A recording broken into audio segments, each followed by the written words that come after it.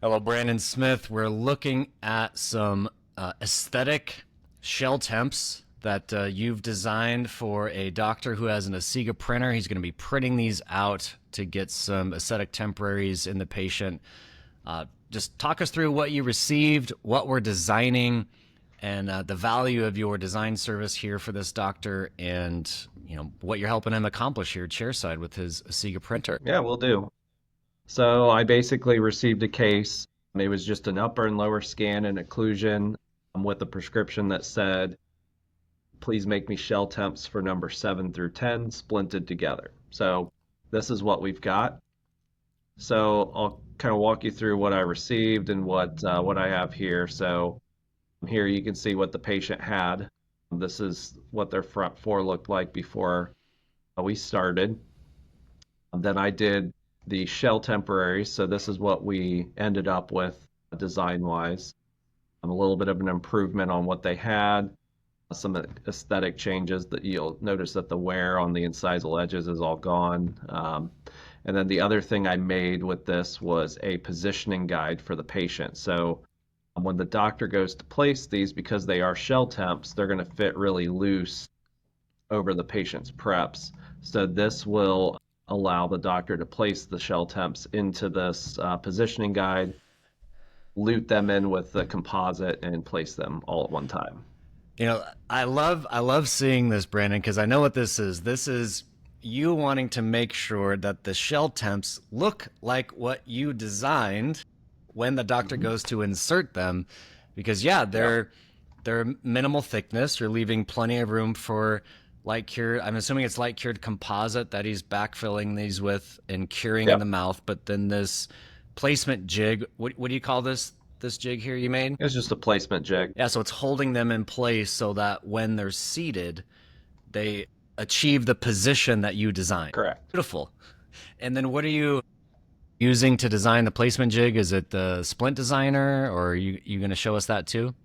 I'm going to show you in the order form, but 3Shape actually has a positioning guide appliance as part of their order form that you can add to any design that you make. Oh, It could be wow. regular crowns, it could be custom abutments, shell temps, obviously, everything. So in your shell temp order form you're going to set up the order form to be able to design the shell temps and this placement jig all in the same workflow. Yep. Sweet. That's exciting. Simple. Yeah. Let's jump in. All right. So this is my case here. I'm going to go into the order form and just show you how I have this case set up. You can do this with or without models. If you want to print models, just remember it's going to add more time to the workflow because that's an extra thing you have to print. I typically don't do it with models, but I have the order form here set up for everything that you can do just so you can see how it's designed or how it's set up. So I selected all four of my teeth here, and under the anatomy, I selected this little drop down here, and there's temporary crowns. So those will be your shell temps. Now, if you're going to do ponic sites as well, let's say you're doing a bridge with ponics, you'll want to make sure that the ponic sites you set up as temporary ponics. What that will allow you to do is extract those teeth, shape the tissue, and then design the ponic in that spot. The temporary crown will allow you to take an existing tooth, section it out, remove it, design a new crown, and then it will allow you to create the prep underneath the new crown that you've designed. So that's how this workflow works. Then from there, I like to bridge all of mine together, even if they're individual crowns in the future, just because it's easier to place those. Sometimes when you don't do this, you'll have to fight contacts and get those all seated, whereas this, it's really simple. You just have the two natural tooth contacts to worry about. Yeah, and when they're bridged together, again, there's shell temps, and you got the placement jig. You've got one object going into your placement jig, and then you're seating it, and then everything's managed. Really, ease of insertion is the name of Yeah, the game, and easier to print as well. exactly. There's sometimes what'll happen is if you have, four teeth, four individual teeth, like in this case, I'll go to print them, and then inevitably, with my luck, one will fail. And then it's like, okay, well, I've got three crowns and one I've got to reprint. So I got to wait that extra, 20 to 30 minutes for that one to print. Now, if you're using the crown kit or the pods, it significantly speeds up that print process where you can get Mm. those down to like 10 to 15 minutes to print, which is really, really nice. The other thing that I'll do is I'll set up my model material here. I'll do just an unsectioned model. I don't do dies or anything like that for these because honestly, you don't need them. Make sure you set up your material for the correct materials here. So you'll see I've got rodent sculpture as my material for the crowns, which is what I usually print mine in. And then I actually use Denta model, which is Asiga's model resin. And then down here, you'll notice under appliance, I have this little positioning guide selected. That's what that creates, that positioning guide, and puts that into the workflow. Yeah, so the positioning guide is used here in the shell temp. You could also use it for like a custom abutment that you wanted a positioning guide to make sure the orientation is correct. Yeah. Any other Yeah. uses of positioning guide that you like to use it for? Oh, yeah. We use it for custom abutments. So one of the biggest issues with custom abutments is, they have different orientations that they can fit down into the hex. And for the doctor, especially if they're placing a molar, it's really hard to see back there. So they don't know if they have it placed Yep. into the hex the right orientation. So what they can do is you can make one of these positioning guides here and place the abutment into the positioning guide first. There's a screw access hole that will pop through the top of it. So you just place that into the patient's mouth, take your driver, go right in there and hand tighten it. Then you can pull the positioning guide out and actually torque it in. Beautiful. It has a Wonderful. lot of uses. Yeah. Awesome. All I right. also use it for veneers, veneer prep, because sometimes those can be a little hard to get placed on in the anterior, and you can actually make the positioning guide over those and set those in there and then place them all. Oh, wonderful. I'd love to see the design on one of those. Maybe we'll do a future recording on that. Yeah, That'd be yeah, we can fun. do that. All right. One other thing I will note here that I like to do is I have this reference field turned on for all of my cases. What it helps me do, so inevitably with this kind of a case, if we're doing shell temps for a doctor, there's going to be a restorative end to it eventually as well. So I can actually tell the software what this case is over here, and it will show that to me in the dental manager when I'm out of the software. So you can easily find this to use it in the future, basically. Yeah, I can pull up the patient's name, and if I've done three or four different cases for that patient, each one will have whatever's in that reference field in parentheses next to it. That's some smart thinking, giving yourself a breadcrumb to find it easily in the future. Yeah. Yep, exactly. So I'm going to hit OK here, and then we'll go out. And then you'll notice where the patient's name is here.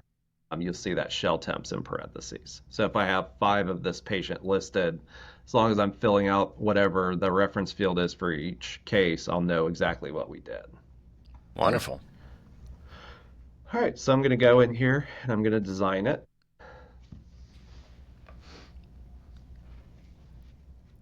And so the minimum thicknesses that you use, probably relative to the material that you're printing, maybe talk us through that as you're thinking about approaching this case. Yeah, so a lot of times when I do shell temps, I know that this material that we would typically use for shell temporaries is going to be a little weaker than our final restorative material. So I'll typically use anywhere, I would say the absolute minimum I would go is about 8/10 of a millimeter because you want that strength and that longevity. And then that still gives you a little wiggle room. You'll see on this one, I actually did a millimeter just to make them a little thicker because I have the space in the anterior. A lot of times you're going to be more limited in the posterior if you're doing these, but for the anterior, I had some play here. So about a millimeter, and then printing these, handling the geometry off the build plate, not too difficult with a 1 millimeter thick shell temp. No, no, not at all.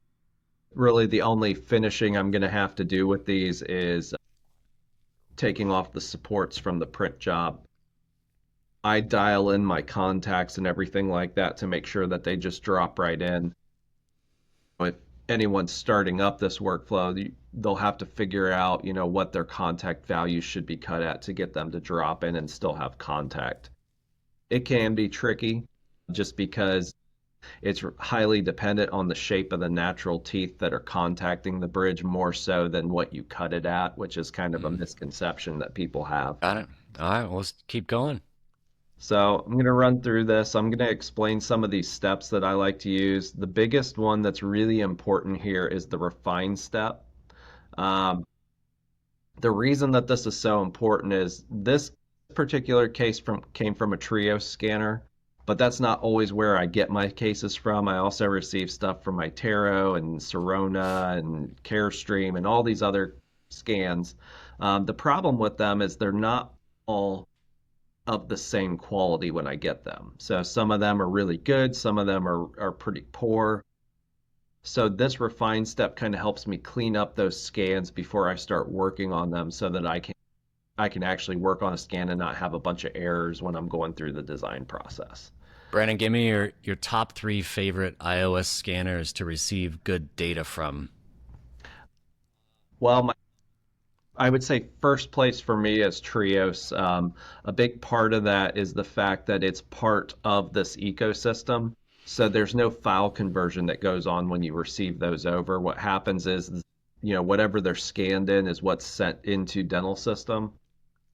So they always have the top spot because there's no file conversion there. I would say my second favorite would probably be Itero.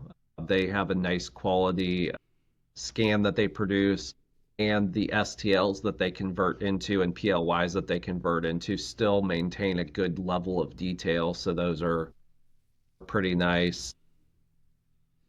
I would say my third favorite actually is probably Dexus. Wow, okay, interesting. It's kind of a surprise, but I've started to receive some of their scans and they're actually really good Hmm. as far as just the quality and the crispness of the scan, which really surprised me because, they just kind of popped up overnight, it felt like to me, but Yeah. they clearly know what they're doing with their scans. So definitely like their scans coming out of their iOS system.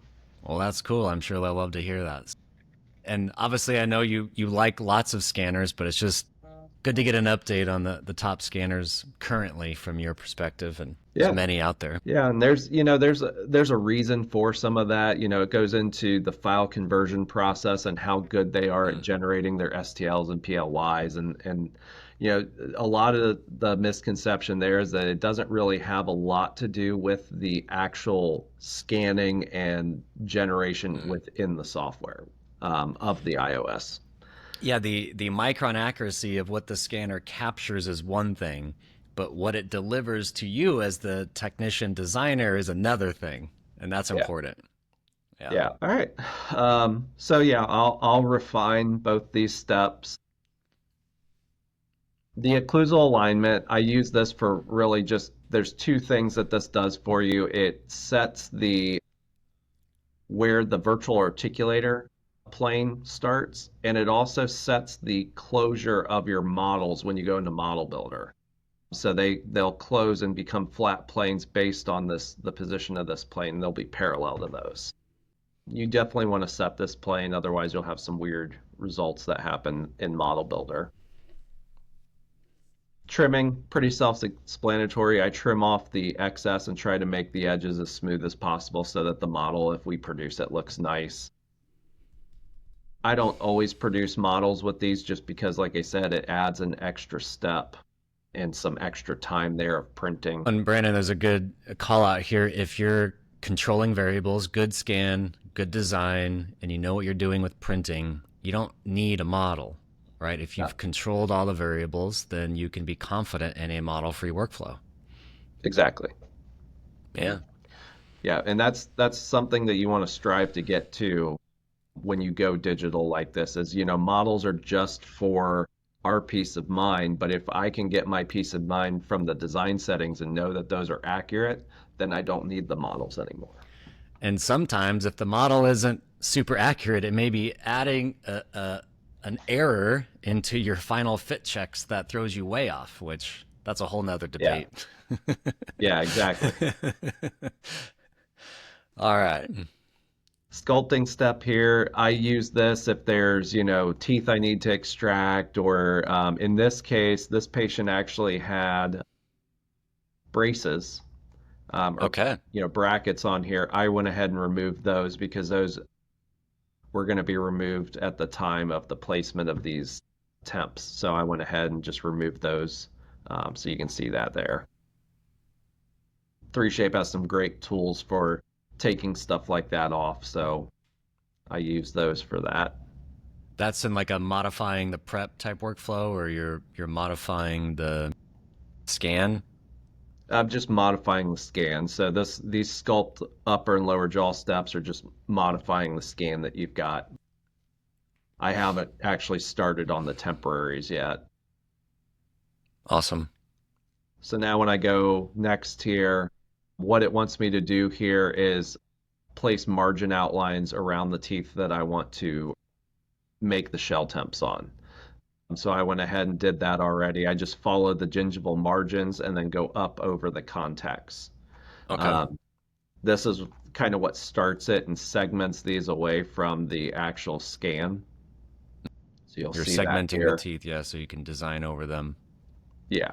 Once we segment the teeth, then it will allow me to go ahead and place the margins exactly where I want them.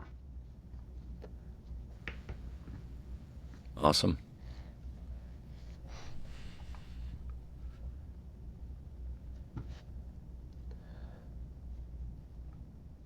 So so insertion direction, this is just the overall insertion direction that you want the temps to seat into. Typically, when I look at this, I try to make sure that I can see down the contacts of the adjacent teeth. Mm. That's really what I'm worried about here. The rest of this red, you can kind of disregard that. It's just showing you the undercuts based on the path that you've chosen. So undercuts there at that gingival margin won't be an issue?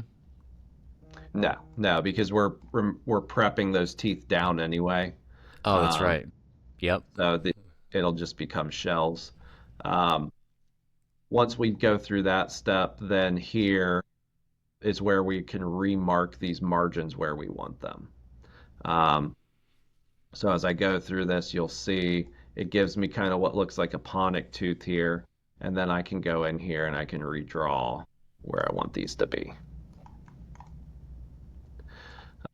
This will be the definitive margin of the shell temps. So you want to make sure that you get them positioned where you want them. I try to get mine right about where the tissue level is.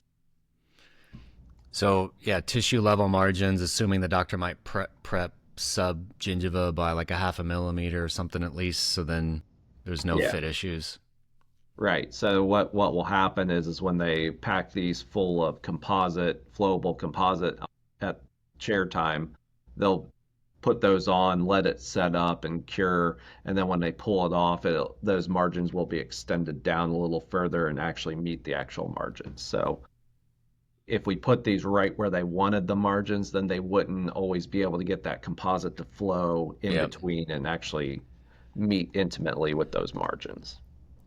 Yeah, and if you put your margin down too low, they might not be able to fully seat. Obvious, Exactly. obvious concern there. Yeah. So here I designed the shell temps. I used a different library that matched what the patient had, but was aesthetically a little bit better. I do kind of a rough placement here. And then when I go into my final sculpting step is where I really fine tune it and make, everything look a little nicer. You can see there's some issues with my gingival margins and stuff like that. So, and this is just using the regular crown and bridge tools in dental system. And then when I go out of this and into the next step, this is where it will actually virtually prep the teeth for the shell temps. And you can see over here on the left is my setting. So my reduction setting is basically the thickness of how much a thickness I want for the temp. And then or I'm sorry, that's how much actual reduction I want for the prep. The thickness here is my minimum thickness for the temp. So I always stagger them a little bit so that I can make a little bit of room for the composite in here when they go to flow it in. So as a starting point, your reduction is a millimeter and your thickness is 0.8. And you kind of always start with that? Yeah, that's pretty much where I start, but I will look around it and make sure that, I have enough thickness everywhere because this workflow doesn't have a great minimum thickness indication, so I want to make sure that I have coverage and that there's no holes or anything in the shell temps. And I can do that a couple of ways. I can use the 2D cross-section tool here and take a look and see what the thickness looks like. So I might be a little thin here, but I can add more material out once I get into the next steps. I just make sure typically that there's no holes anywhere. Got it. So once I go next here, it's going to take me into the step where everything is merged together since I bridged all this. And now you'll see where I kind of fixed some of the aesthetics on the gingival margin areas. I also went in a little bit here and I kind of merged the linguals together a little bit more to make the connectors bigger so that there's no issue there. But there's a lot of sculpting that you'll do here. And typical dental technician, every time I go in here, I see something that I want to fix. Ha! Typical dental technician. Can't help yourself. I can't. Yeah, so once I'm happy with what I got, I'll check the bite and make sure everything looks good. You can run the virtual articulator as well. So the virtual articulator, that plane that I set up earlier, it matches the plane here. Mm. So I don't really have to set it as long as I've set everything pretty. Curious question. How much trust do you put into virtual articulation, right? It's a tool to be used, but I think most technicians take it with a grain of salt. What's your approach? So I have a lot of trust in it because I know how to use it properly. That's typically where the issue lies. So we're basically with the virtual articulator, we're doing the exact same thing we do with the traditional articulator, right? So let's say these impressions all came in traditional, we poured them up. We didn't have a face bow, so what do? We take a mounting table, we mount them on our articulator, and we kind of just eyeball the position based on where the condyles are and where the posterior teeth are. So it's exactly what we've done here. We've taken a look at the position of this plane to Yep. see as an ideal, this is my mounting table. So, and it gives me the silhouette. So that's basically generic position relationship to the condyles. So really, unless you have a face bow, there's no real accurate way to mount this. The other thing too is 3Shape offers for the lab scanners at least. You have the ability to transfer. So if let's say you took these and they were stone models, you mounted them with a face bow on a physical articulator, that you can actually transfer into 3Shape if you use the transfer plates. So what those are is they're basically plates that you can place your mounted magnetic models onto, and they Mm. transfer the position within the virtual articulator to and the physical articulator into the virtual articulator. So that is one way to make this a little bit more accurate if you're mounting on a physical articulator and you want to transfer it in here. What are some pitfalls of this virtual articulator? And I wouldn't say it's necessarily a 3Shape problem, but just, what are some maybe words of caution you would say to technicians when they're using this? There's a few things that people will want to do. The first is they'll want to go over to this icon and they'll want to use this vertical opening to open the bite. That's the absolute wrong way to do this. So if you watch when I do this, I'll zoom in so you can see it. I'm going to open it a high amount just so you can see. So see what happens when I put in Yeah. It 5. just went it just Yeah, went up, right? And it needs to exactly. open on the On a hinge. condyle on hinge. Yeah. So is there a way to do that? Yeah. So where you want to do that is in this step here, and you have this opening and sisal pin. So I'm going to use the same exact value and show you the difference. See how it rolled? So Yes. when I look at this, it's actually closer back here still than it is up here, just like a normal articulator. The other thing you'll notice is if you look at my pin, it's actually gives you the value of 5 on this virtual articulator. So it shows you that you've opened it that much. So if I go back down to 0, you'll see where the Huh. 0 goes right Nice. back to where, yeah. So it gives you that actual value. How many millimeters are you comfortable opening the bite before you start to get a little squirmish that we might be going too far without putting leaf gauges in the mouth and verifying the patient's natural opening? It depends on the type of case. So if it's a crown and bridge case, I'm usually comfortable 1 to 2 millimeters at the most before we really need some kind of a clinical bite that shows the opening. If it's a denture, I've opened those quite a bit just because some of my doctors will send me basically a mush bite where the patient is clearly overclosed. And you can typically tell when the mandible of the patient is tipped up in the anterior towards the upper, then you'll know that that's not their actual bite. Mm. So usually what I'll do is I'll eyeball it and I'll go to a side view here and there's these little arrows on this where I can just gradually open it until I'll get their mandible to where it's more parallel. And then Mm. that's usually where I'll lock it in. So with that, I could open it 2 millimeters, I could open it 8 millimeters. It just depends on how bad the mush bite was. Love that. Yeah. Definitely what we don't want to do is we don't want to open it like a vertical sandwich. You got to have it on the hinge there. Otherwise, you're going to Yeah. be, your posteriors will be all off for sure. Yeah.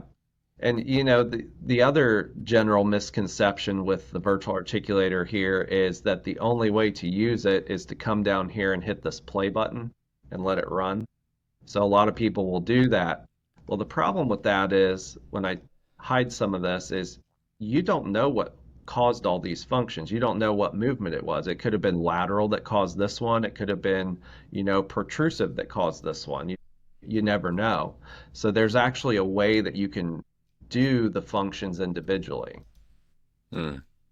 To do that, I'm going to bring back up my virtual articulator, and you'll notice up here where it has the different movements in this box, you'll see these little hand icons out here. So if I have the one that's turned on right now is this one. These two are turned off, and that's my lateral and mediotrusion movements.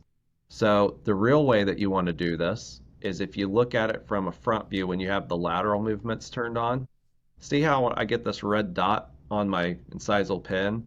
I can actually left click and hold and draw it and drag it in that Oh, direction. so it's like you were holding it physically in the lab and moving your Yeah, pin, basically. exactly. And when I do this, let me close out of this and open it so the blue markings go away. So when I actually do this, I can move it, and the only thing that's marking is that one little bit of function that I just did. Nothing else is marking on here. So I can actually know, well, this was in lateral movement when I moved to that one side. As soon as I make an adjustment to a tooth, all the blue markings go away. But the other cool thing about this is another piece of setting that no one really uses is right here, there's this little icon here that's always turned off. If I turn that on, see how it gives me color-coded functional movement? Okay. So if you are curious as to what the color codes mean, so see how I have red and green right here? What those will show you, so I'm going to bring up the technical document here, and Oh, we're going deep. We're going you'll deep. notice it brings me into the virtual articulator, but if I scroll down here, you'll see this guy. So Zoom in there. Zoom in. I want to make sure we can see that. it won't let me zoom Oh, in. All right, bummer. But if I scroll down a little bit further, this guy right here tells you what all the color codes mean. So The where occlusal all the, compass is that button, yeah, right? exactly. So where all the colors come together in the center, that's your centric contact. Then all the functional movements, it lists them off over here and tells you exactly which ones they are. Oh, wow. So the color is related to the movement angle. Yeah. Yes? So what I actually did when I first started out using it this way is I actually took a screen grab of this and I printed it and I have it sitting at my station and I would actually refer to it so I would know what was causing what. If I was getting disclusion when I wasn't supposed to, I could look at the color code and say, okay, well, this tooth is causing it and know exactly what the issue was. That's one way you can kind of really get into the virtual articulator. And that's how I do it now, especially when I do full arch restorations, because I have no idea what functional movements are causing my issues. Now, obviously, with this kind of a case, I can't do anything about this canine discluding prematurely Yep. because I'm not restoring it, but I can see on my restorations where I'm getting functional contact. So, Awesome. So then, yeah, maybe tell us how would you modify your shell temps relative to what you're seeing here in the articulator? well, it depends if I have the room to adjust them. So when I look into this bite, this patient has kind of a deep overbite. So there's not a lot I can do. Otherwise, I'll sacrifice minimum thickness for function.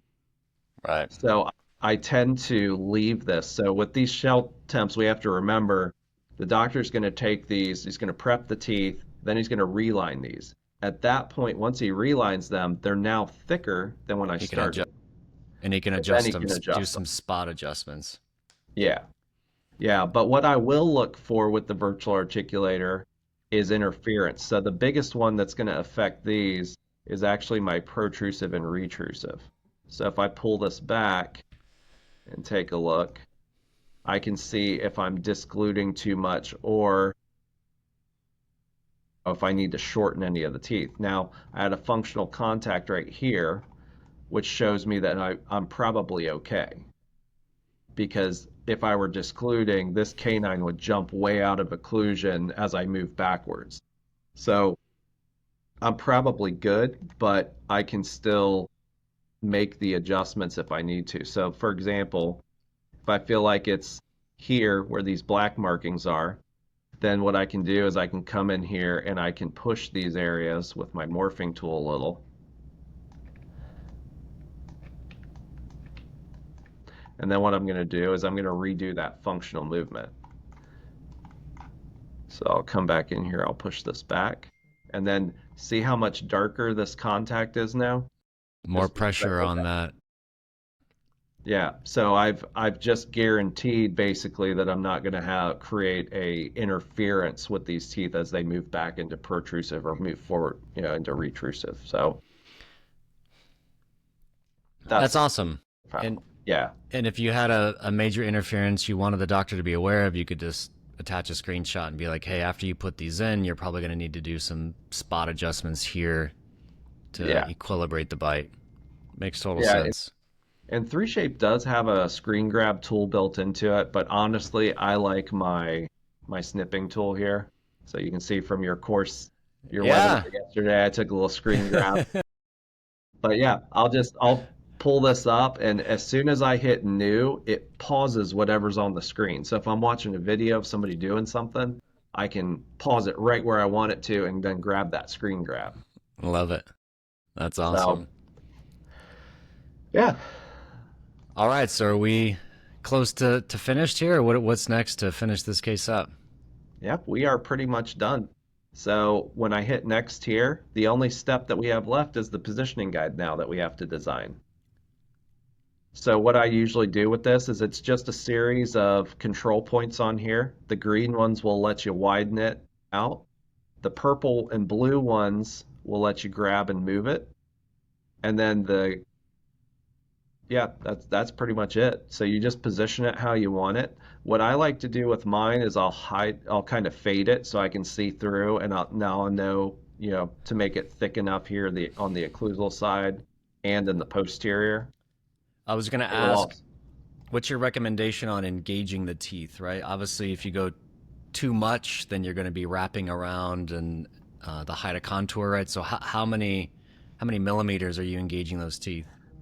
well, it really doesn't make a difference with this tool because over here you can just tell it to remove undercuts. Ah, So there even you if go. you grab into the undercut, it'll just take those straight down Okay. instead of grabbing them. So yeah, I usually do about this much just because I don't want them to get it in there. If I'm using a material like a splint material that's a little softer, sometimes when those hit the saliva on the teeth, they can kind of like suction cup, and then Mm, it's harder to get off. So I don't like to take mine real far down the teeth because you're just literally using it to just set that in there, yep. let it grab, and then you pull the positioning guide back off once the composite sets up.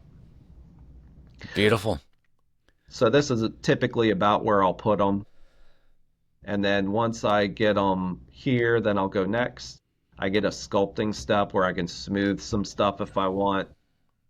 You don't really have to, but it'll also cut at that point to the teeth and the restoration.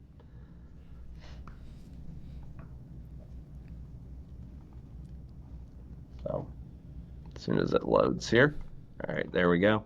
So it'll cut to the teeth and the restorations here. So I can see where those will fit in there. And then from here, I'll sculpt on it if I want to smooth anything or make it thicker or anything like that, I can. I typically just leave it alone. And Yep. then I'll go next. Um, and then it will allow me to add a ID tag if I want. Um, so you can put those on there. If you're doing, 4 or 5 of these prints at one time, yeah, you could do that. But if you're doing it per patient that comes in, then there's really no need to. All right, so your manufacturing output's going to be two files, right? The Yeah. shell temp bridge and the positioning guide. Um, are we ready to move next into the Asiga nesting software, or what's the next step? Yep. So from here, I'm going to close out. Now that I've got my check boxes, I've got my case ready to go. So I'm going to go here and I'm going to access my output. So I'm going to come down here to Explore Cam.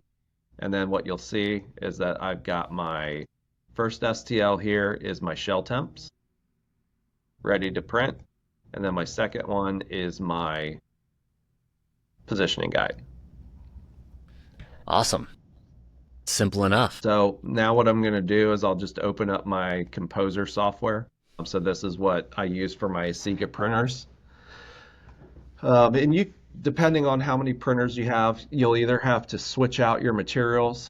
So the nice thing about Asiga is they give you some really inexpensive resin trays. So you don't have to take one resin tray and constantly strain it back into the bottle and put new resin in it. Just buy one tray for each resin you're going to use. You can just cover it and store it in the tray.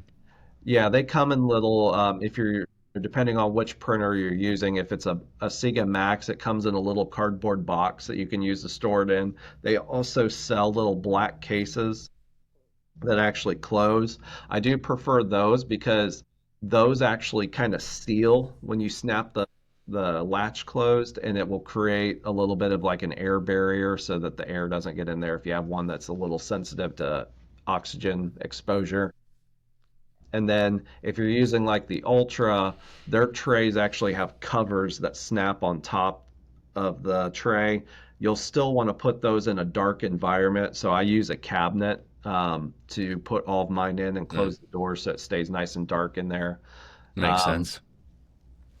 so what I'll do here is I'll go to the little plus symbol and then I will get a listing of all of my printers. So right now we have 4 printers turned on. We actually have 6 printers, 2 of them are off. So what I'm going to do here is I'm going to start off with the printer that I'm going to use for the temps. So I'm going to grab this one And then I'm going to drop down my menu here and make sure, first you want to make sure that you actually have the INI files installed for the material that you want to use. So you can Of get all course. of those off of Asiga's website. Um, all you need is your login. So your login would be the same login that you used when you set up your first printer. You'll grab that and then you'll go into the materials section, find the manufacturer, go in there, and then you'll find all the INI files there listed. You do have a material profile settings buttons here, and then an import material profile where you would bring that in. So I'm going to choose I'm going to use the Pactant Rodent Sculpture material here. And then I like the 50 microns, but if you're trying to speed up your process, you could do them at 100. I have printed them there, and they do come out pretty nice on the 100. Um, so I'll hit OK. And then now the easiest way to do this for me is if I have my file folder open, I'll actually just drag and drop the file over. And then you'll see that the software will actually recognize what it is.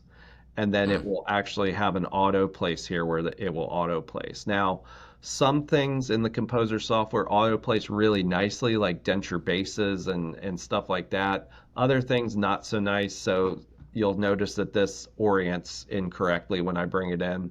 So I'm going to hit open here, and this is not how I want to print this. What I actually want to do is I want to roll it around to where the occlusion is down. Okay. And that's how I actually want to print these. And what I try to do with an anterior bridge is I try to keep any supports off of the facial aspects and only on the incisal edge and lingual. So I'm going to angle it kind of like this. There's a button up here where all these boxes are. So if I click on this top view, bottom view button, first it'll take me to the top view, then it'll take me to the bottom view. So I can see straight at it, Mm. and I'll know if I need to angle it anymore or not. Yeah, what are you looking for here to make sure that you can just put supports on the lingual and you're gonna have a good print? What I want to see here is I don't really want to see a whole ton of the facial surface. So, and you can test this out by just opening your supports button here and hitting apply. And if you see them come out here and hit the facials, then you're not angled enough Mm. towards the lingual. So this is actually not bad here. I can work with this. This will be real easy to remove. There's not a lot of supports on here. I will go ahead and add a few just because I feel like I want to support these cingulums a little bit better. So I'm just going to add a support to each cingulum, and then that's all I'm really going to do. One of the other things that this is just my personal preference. So sometimes when you get to working on a bridge and you start staining and glazing it, if you don't get it right, it's really hard for you to correct it and get it right.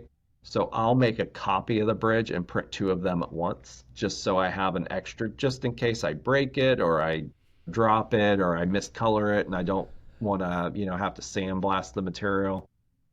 I mean, yeah, your build time is the same. Yeah, You're using a little bit more resin, but having that backup is exactly. pretty nice to have. Yeah, especially if you've got a patient in the chair. So what I'll do is I'll move this, I'll left click and grab it and move it to this side of the build platform. And then I'll right click on it and I'll go to copy. And then I'll right click again and hit paste.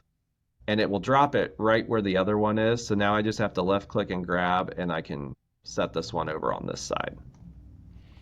Nice. And if a doctor wanted to, could you print the positioning jig out of the same material just to have one build run? Yeah, you could. It's basically an issue of material cost versus time. So, Sure. if I would recommend if you have more than one printer that you print the positioning guide on the other printer while you're doing this. The build times are similar, so you can really get the build times to be pretty close together with these, so they'll come off the build at about the same time.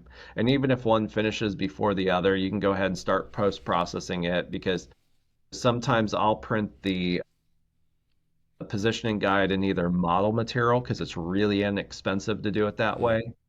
Or if I'm really concerned, if it's a really large case and I want to make sure that all of the teeth are seated into the positioning guide, I'll print it in like splint material or surgical guide Uh, material so I can see through it. see through it. Yeah, that's a Yeah. really good point. You choose a clear material, and then you can see the Yeah. seating. Just for sake of ease here, let's assume the doctor was going to print it on the same build platform. Maybe just pull in Yeah. the positioning jig and show us how you would nest that, things you would pay attention to. I'm going to guess you're going to have the intaglio side of the teeth away from the supports and just put the supports on the occlusal side. Yeah. Yeah. Actually, there's a couple ways I can do it. So you'll see here when I pull it in, it recognizes it as a splint because that's the thing it's the Yep. closest in shape to. So there's really two ways that you can do this. So you'll see it orients it like this. I don't want to do that because it's going to take forever to print. So I want to make it flat. Now, the two ways I could do this, I'm going to go ahead and move these bridges over here, and then I'll put this on this side. So there's really two ways I can do this. Now, when I was designing it, I could make it a little thicker on the occlusal side, and then what I could do is I could actually take it and I could pull it down. Yeah, because then there's no supports, right? You're just Right. printing it flat against the build plate. Yeah. Yeah. So it would print like this right on the build plate, and then it wouldn't take as long. But it's going to take longer to print these anyway because they're taller. So I can go ahead and safely put it up on supports and it'll be fine because it won't increase the build time. Tell me then, what is the labor difference of having to remove all those supports versus not? Does it make a big deal on this positioning guide? Well, the positioning guide, no, it's really easy. What I use is a Scotch-Brite wheel to take those off because the occlusion of it doesn't matter. So It doesn't do anything for you. you're Yeah, so just getting them off as quick as possible. yeah, when I'm post-processing it, I'll take my fingers and I'll push it and peel it away and take off most of them, and then I'll just use a Scotch-Brite wheel to smooth it. Awesome. And anything else you want to show in the nesting software here? No, I'm just going to go in here and show how to send it because I wanted to show here is the build time. Yeah, that's important. So 35 minutes, this will all print. So if you spent, 10 minutes on the design and then printing is 35 minutes, now you're at 45 minutes. So that gives you, if you're trying to stay within an hour, that gives you that 15 minutes to finish it, which is really all you need. Um, so I would send this over to the printer and then I would go and start the print and it would print. Awesome. And how you said you had started a build run here earlier. Is it finishing up? It's done. So when I go into create a new build, you'll see here on the build that I put one on this one here, and it says it's finished. And then I put one on the Ultra, which is also finished. So the Ultra has my positioning guide. The Max has my bridges. Awesome. All right, Brandon, we're over at your washing station. You've got a couple build plates there. Maybe bring those close to the camera so we can see what you got there. Yeah, so this one is my shell temps here. Like I said, I printed two of them. That way if I make a mistake on one, I have something. And then my other one here is my positioning guide. So I printed this in model material. You can also print it in clear, so surgical guide material or splint material, either one. So the first thing I'm going to do here, so my positioning guide has to go through baths to clean it. So I'm going to start with that first. This is just a spray bottle of isopropyl alcohol that I like to use to clean my build platforms with. So I'm going to use some just regular paper towels here and I'm going to clean this up real nice.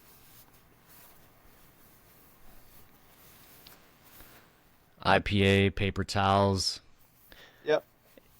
Any special squirt bottle that you love or just any random one? Just You can get random ones. Just keep in mind that the first thing that's going to wear down on the spray bottle is the plastics, just because the isopropyl alcohol is going to break those down pretty fast. So we go through probably one spray bottle, I'd say every other month, that we have to replace it. You can make them a little bit longer if you get glass ones. So this is actually glass, but You then the just get the sprayer is tops. still plastic. So Yeah. that there's really nothing you can do about it. I also use, instead of the scraper tool that Asiga sends you, I use a X-Acto knife with a chisel Nice. blade on it. This will help me get the parts off a little easier. That beveled edge that it has on there makes them basically come off really, really nicely. So there's my part. And then now Well, and what I'll do is, that thinner edge allows you to attack those supports really easily. yeah, and then I'll take my fingers and I'll just start peeling off the supports on this. You'll want to do this before you start the alcohol baths, because the little base that it puts under the supports will trap excess resin in there. And it's still a little lumpy just because of where the support's connected. Then I like to use these food service containers with some isopropyl alcohol in them, and that's how I clean these things. So I'll just put it in here, and then I'll put it in an ultrasonic. And this depends on what material you print these in. So for example, the Denta model is 5 minutes, and it's 2 baths. So 1 bath for 5 minutes, and then a second bath for 5 minutes. All right, so now that you got the ultrasonic going on the positioning guide, walk us through what we're doing with the shell temps here. Yeah, sure. So with the shell temps, it's a little bit different. So this material doesn't allow you to do alcohol baths. If you do alcohol baths on this, it will discolor the material and you won't get the right shades. So what you really want to do on these is you want to do alcohol brushing. So Okay. what I'm going to do is I'm going to peel off my supports. And these typically come off with a little bit of pressure, but not too much. So yeah, so I just kind of peeled off all the supports.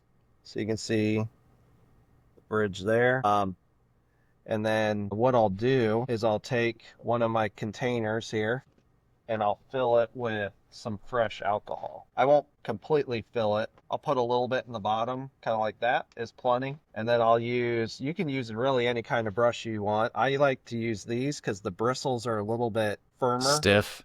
Yeah. So I'll just dip in here and I'll just brush.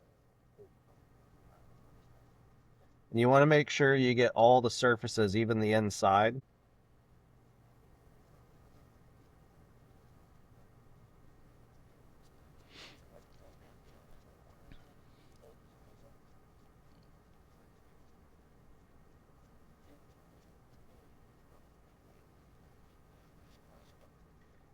And then once you brush them, what you're going to do is you're going to take an air hose and you're just going to dry it.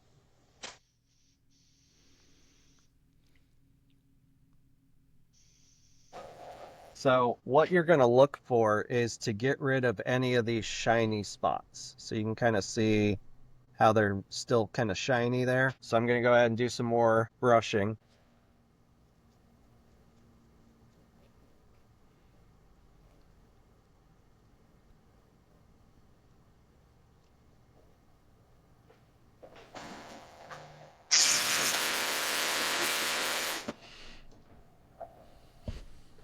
Still got a little bit more to do.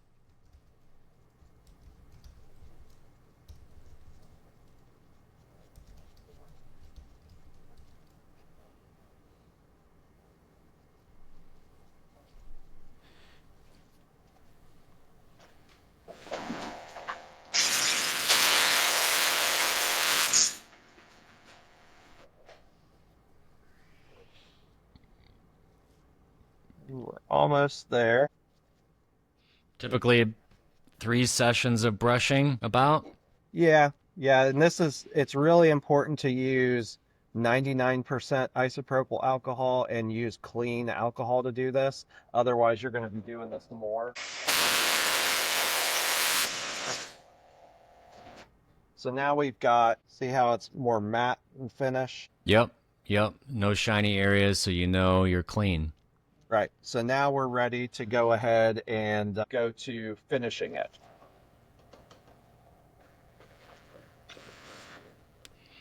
So you're going to are you going to do characterization before final cure? Well, that's one of the beauties of 3D printing. I don't have to do any characterization. The bridge itself has so much texture to it from when I designed it. All the embrasure spaces are still there from the design because it's 3D printed. That's one of the advantages of printing versus milled, is that you don't have to go into the embrasures and texturize. If you use the right tooth libraries, you'll get texture in the surfaces already. So you really don't have much work to do to them. Nice. So now I'm ready. I need to go and I need to finish it, and then I need to check the interproximal contacts, and then I'll have to stain and glaze it. All right, so let's go check that out. All right. All right, Brandon, so you got your positioning guide out of the alcohol bath, and we got our shell temps there. Talk us through what you're going to be working on. So the shell temps they're not in the final cured state, right? You're going to do a little characterization first, a little stain and glaze? Yes, I am. And the reason that I do that before I final cure is because those temps will not absorb the stain and the glaze unless I do it before final cure. So I want it to absorb into the surface, because if I don't, it'll just be a top coat and then it'll peel and crack away and as the patient wears on these temps. Gotcha. So the first thing I'm going to do is I just use a regular carbide burr here to work on these. I'll do a little gentle touch up on the incisal edges where all the supports were, and then on the lingual surfaces.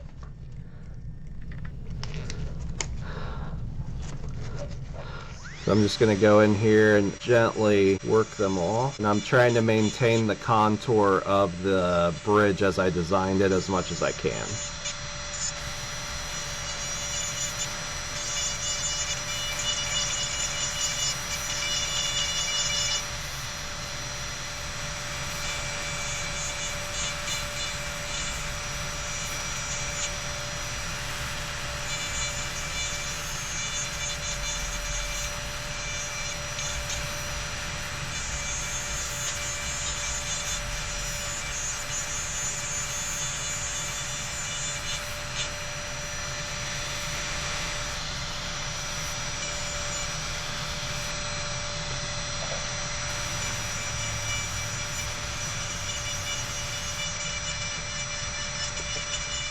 And the easiest way to do this is to just kind of look at it from some different angles so that you can see the supports. They are small, so sometimes it's a little difficult to track all of them down.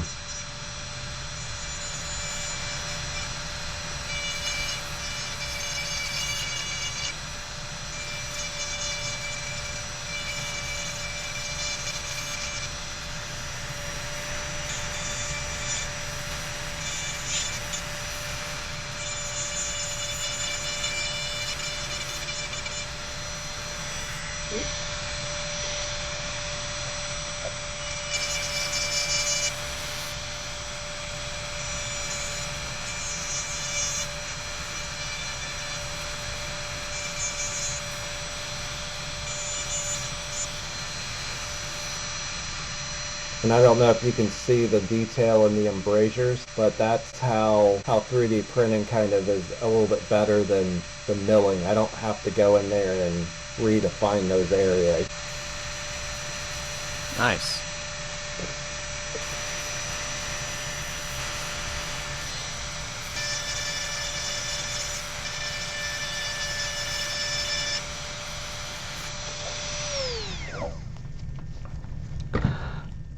All right, so now I've got pretty much all the supports off of there. The next thing I'm going to do is I'm going to take a Scotch-Brite wheel and I'm going to go back over those lingual surfaces. And I do this at about half speed on my handpiece. I don't want to take off the linguals. I want to just kind of blend those linguals together where I adjust it a little. So you'll see I'll just kind of go in there as gentle as I can and not try to overdo it too much. This tool will over adjust if you let it, so you have to be real careful and not sit on an area too much. And I'm just trying to get it all nice and smooth.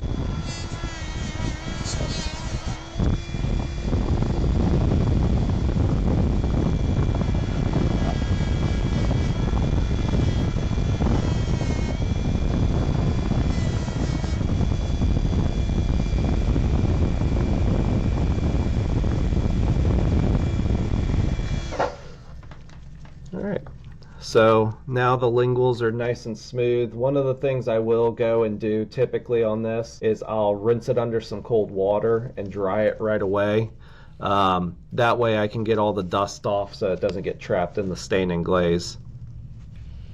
As far as the finishing guide or the positioning guide goes, I'll just take this and I'll go over the surface of the occlusion.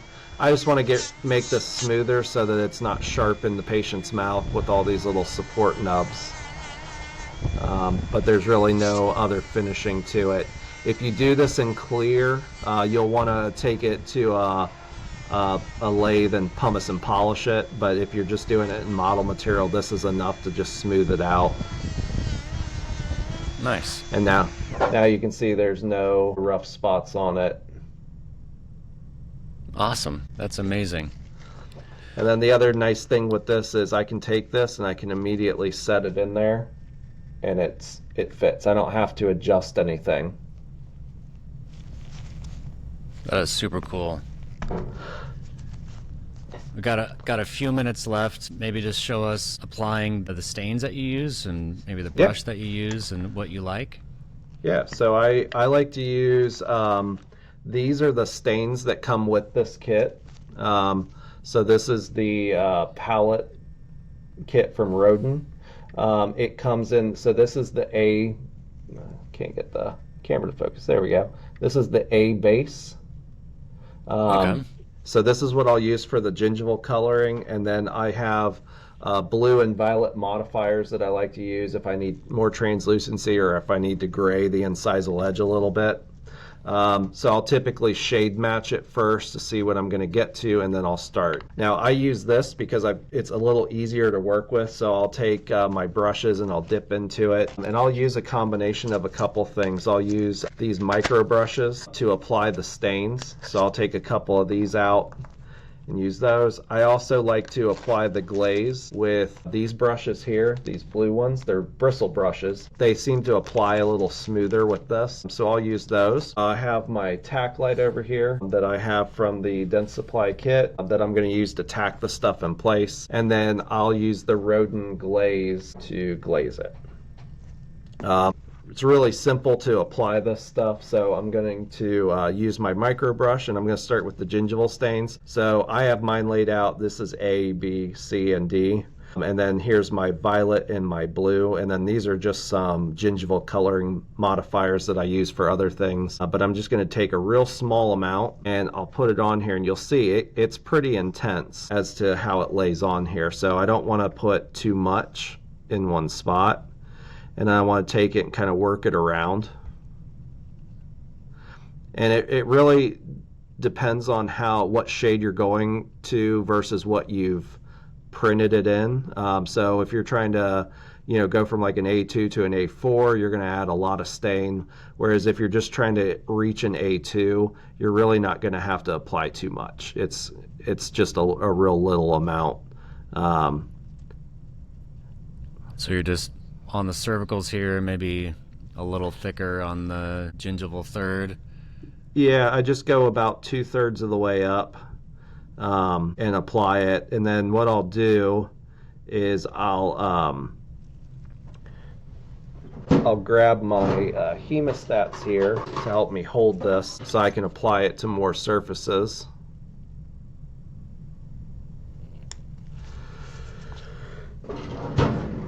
I tend to fat finger things, so trying to get my hands out of the way is best.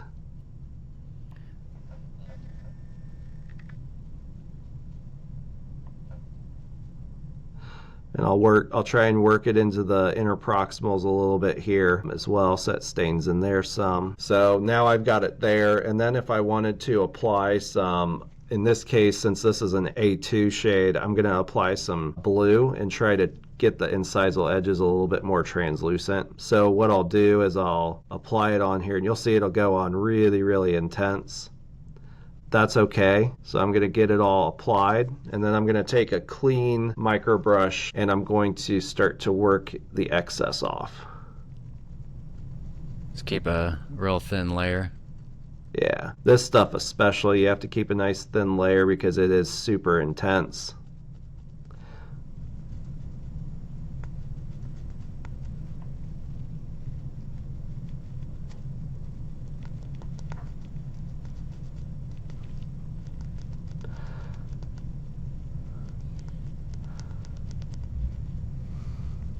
And so that blue is going to give the incisal effect, the illusion of some little translucency there. Yeah, and then I'll take and feather up my the 2/3 that I painted the gingival staining so that it kind of blends in together. Nice. Kind of, I see you stroking down there on the incisal, trying to mimic some natural aesthetics. Yeah, and that'll give it some almost like a mamelon effect. And then if I need to, I'll take a little bit more and I'll go back around the gingival third and apply a little extra.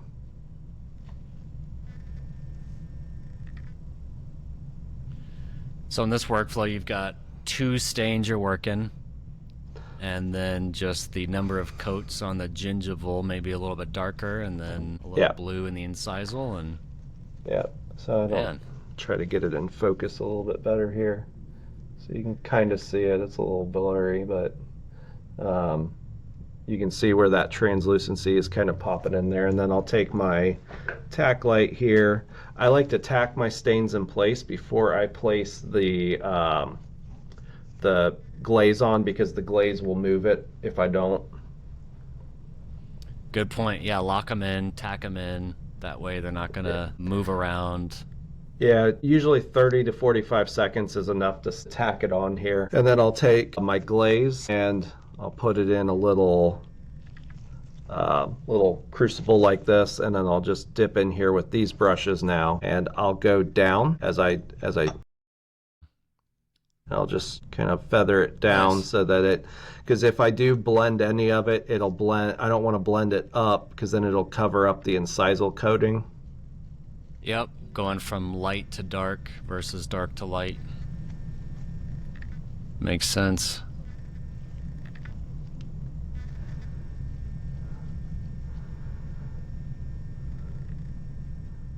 And I want to make sure I work a little bit of it into the interproximals so that it coats there as well.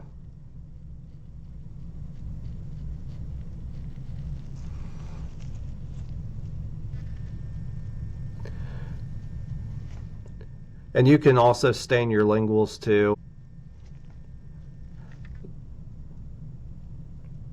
depending on where they're at. You know, if you're doing a posterior tooth, I would do the linguals as well. Now you can see here it's got some, see if I can work it into the focus there. So that's, yeah, it's not gonna.